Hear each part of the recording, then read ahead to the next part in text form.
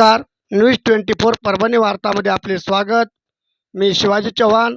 पाहूयात आजच्या ठळक घडामोडी.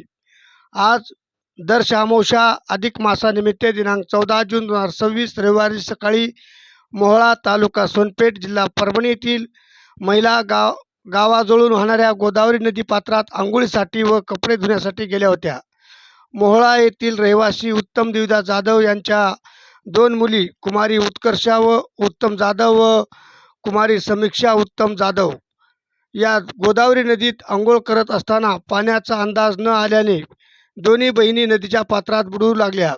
त्यावेळी त्यांची चुलती त्यांना सिंधुताई दत्ता जाधव वय 45 वर्ष यांनी पुतण्यांना वाचवण्यासाठी पाण्यात उडी मारली, परंतु पाण्याचा अंदाज न आल्याने दोन्ही मुलींना वाचवण्याच्या प्रयत्नात सौ सिंधुताई दत्ता जाधव यांचा देखील बुडून मृत्यू झाला.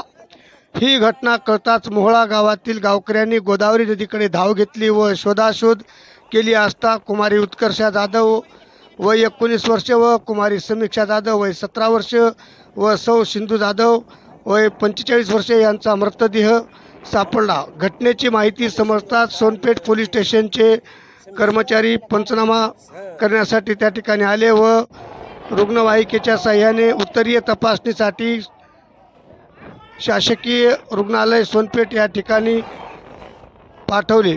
मृत मुलींचे चुलते दौलत साहेबराव जाधव वय 46 वर्ष यांनी सोनपेठ पोलीस स्टेशनला रीतसर जबाब दिला. या मृत्यूबद्दल कुटुंबातील कोणावरही कोणताही संशय अथवा तक्रार नसल्याचे त्यांनी जबाबात स्पष्ट केले. एकाच कुटुंबातील 3 जणांचा दुर्दैवी अंत झाल्याने मोहोळा गाव व पंचक्रोशीत शोककळा पसरली, अशी माहिती आमचे प्रतिनिधी अंकुश धोंडगे तिवटणेकर यांनी कळवली आहे. अशाच घटना घडामोडी पाहण्यासाठी जाणून घेण्यासाठी आजच न्यूज 24 परभणी वार्ता चॅनलला लाईक व बेल आयकॉन दाबून सबस्क्राईब करा व शेअर करा.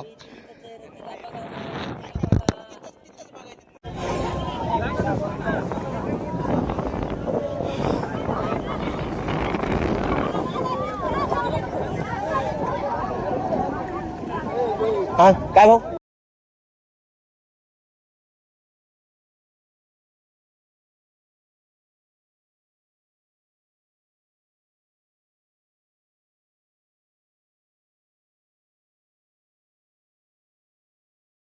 घडामोडी संपल्या.